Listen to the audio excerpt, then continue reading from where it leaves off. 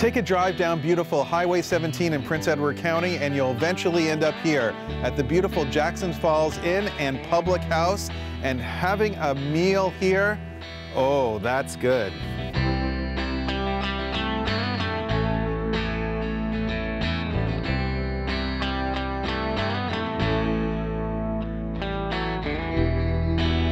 We're here in the main dining room of the public former schoolhouse at Jackson Falls. This is an absolutely beautiful place, and Lee, the owner, has just poured me a fantastic Wapuu cider from the county, and on tap, a Rose Hall Run from Prince Edward County as well. Lee, thanks for inviting us here today. You're welcome. Thanks for coming. This is so not cookie cutter. Good way to put it. Yeah, I mean, and that's kind of what people want in Prince Edward County, right? They want that unique experience. That's right, that for sure. And I think that the county has such a great energy, and it gives people a lot of creativity space, that they can do a lot of different things that are unusual and unique. You know, this is a food show, but this place is much more than food. I mean, people can stay. Yes, we have 9 guest rooms. At the end, we can host up to about 20 people. And besides the dining room, we also have a private dining space in the back in the Mohawk Suite. And we just built our patio. So just because there's so much tourism coming through, we just can't put them everywhere. Yeah, you were mentioning the summer is crazy, and that's really what happens. But how did you decide to build this place? What made you decide to go into this business? Well, you know, I've always dabbled in the food business and hospitality and marketing and tourism for Prince Edward County especially. And the time was just right several years ago to buy this bed and breakfast, which was a 6-bedroom bed and breakfast at the time. And I had a vision of growing it. It's been a passion to been thinking for about 30 years to open up indigenous cuisine in Prince Edward County to the public. And 30 years ago, I don't know if that would have flew, but it just seemed right. It seemed like the right time. Well, as we know, the Tyendinaga territory is right next to Prince Edward County and part of the area and part of the history of the area, of course. And I think it's so cool that you decided to really have a Mohawk-inspired menu. Tell us about the food. So when somebody comes into Prince Edward County, there's all sorts of different types of restaurants here, but it's largely kind of European/continental cuisine. But the menu here is a bit different, but it's not different. Do you know what I'm saying? Yes, I know what you're saying. We don't want to scare people and give them pemmican and send them on a trail, the Iroquois Trail, back to the States or anything. We're not ready for that yet. What we do is we entice our culture through our food, and what I mean by that is we will take a regular piece of duck, for example, and maybe we'll smoke that in sweetgrass to give it a scent, and it brings out stories and questions from the people that are dining with us about what is sweetgrass, how do you use sweetgrass, and why is it so special to your people. Another thing is that we do work with farms, of course, but we can't serve wild game legally, and so we don't. But we do work with farms that raise elk and bison. We work with local fishermen to bring in pickerel, and we cook things traditional ways. And very healthy too. Yeah, very, very healthy. I look at the menu, and it's so flavorful and really healthy ingredients too. That's right, absolutely. We have fun with our play of it on our powwows. So we do have what we call powwow food and fun on our menus, like the Indian taco, which is fry bread and chili, normally made with a game meat, and all the condiments you would have on a regular taco. Or we have the Indian steak sandwich, which is fried Hunter's sausage from Seed to Sausage on fry bread with local Cressy mustard, and just yeah, we play with the food a bit. And tell us about the dessert, because the dessert sounds like well, it doesn't really explain it that much on the menu, so it sounds so intriguing. The Jackson's Mess. That's right. Right, that's a play on, well, as you know, this is a schoolhouse, the restaurant. It was built in 1870, Jackson's Falls Schoolhouse, and it was a school until 1967. Eton, the School of Eton in England, created a dish called the Eton Mess, which is meringue broken up with 30 whipped cream and smashed beautiful berries.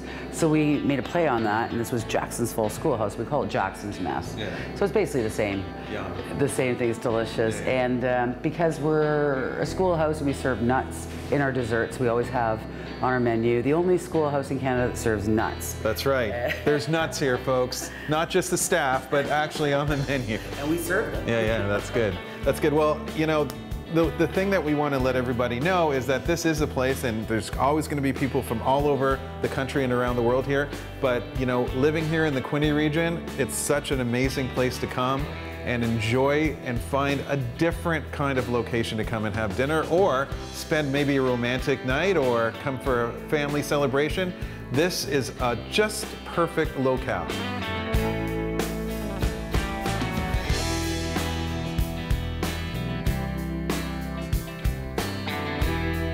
One thing I want to ask you, Lee, is there's movie heritage here.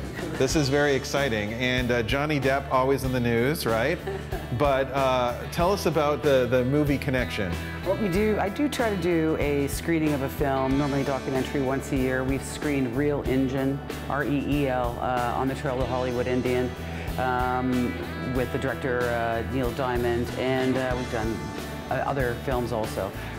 Recently, a year ago this weekend, we screened a 1998 movie, which is black and white, filmed by Jim Jarmusch. I just so happen to have the poster of the movie here, Dead Man, with Johnny Depp and Gary Farmer, lead characters. It was also Robert Mitchum's last film, and stars Iggy Pop and many, many characters that we all know. So Jim Jarmusch signed that. A friend came in that designed my beautiful bar stools that are made out of rubber tires. She knew where the canoe was from the movie. And believe it or not, it was a movie filmed in Oregon, a Hollywood production, but the canoe ended up in Tamworth, of all places. Well, sure, that makes sense. Yeah. Long story short, Gary Farmer, lead character in the movie with Johnny Depp, is a friend of mine. He lives in Santa Fe, New Mexico. I called Gary and said, I want the canoe. So respectful that he is, a Oneida Mohawk man, he let me have it. So we got the canoe, and my friend Carolyn Butts, the designer of the stools and many other things, refurbished the canoe. And we did a big celebration. My chief from Tynanega came over also. We actually screened the movie to a group of people that weekend, and Gary came up from Santa Fe, New Mexico. Wow. In his RV that's 40 feet long, and it was the same weekend that Johnny Depp broke up with his wife. So everybody thought it was Johnny Depp that was here. Because I believe he's living in an RV now down by the river. Yeah, I never said otherwise. So, so we have the beautiful canoe from the movie. Eventually that will find its resting place at the Native Woodlands Museum. But for the time being, it can be here. Great talking point. Well, thank you so much for inviting us today. I think it's time for a beverage. Cheers. Delicious.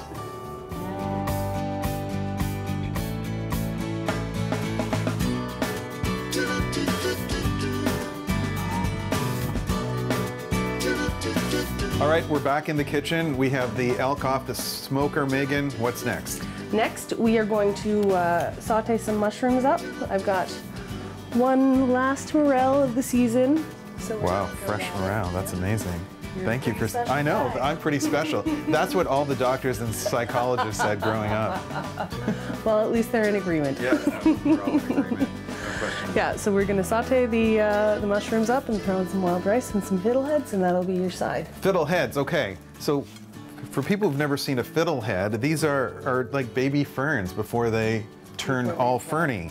That's right. And then wild rice, not actually rice, it's a grass, right? Are you impressed? That's pretty good. Yeah, thank you very much. That's all I know.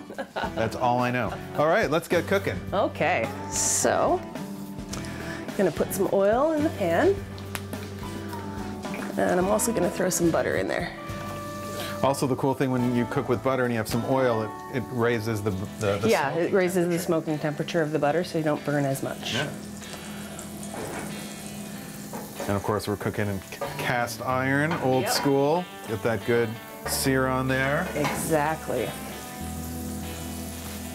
Okay, so these are just some cremini mushrooms. So they're basically the brown version of the white mushroom. And these are oyster mushrooms, and we just rip those up. They're nice and delicate. Where did I put my salt? There we go. Little salt. The cool thing about mushrooms is that there's so many different textures and flavors, right? Exactly. Just don't go in your backyard and pick them.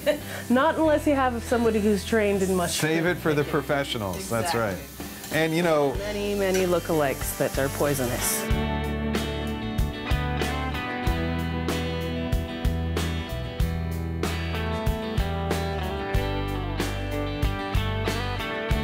all right, it's time to plate. This is exciting. So this is a really simple dish to plate. Just put a pile of stuff in the middle. This lovely elk chop on top. The giant bone sticking out of it kind of speaks for itself, doesn't it? Yes, it does. And then this is the gastrique that we made, so it's just vinegar. Look at how it's reduced. Wow. And there we go. Look at that. Okay, well, let's bite into it. I'll get some of the mushrooms and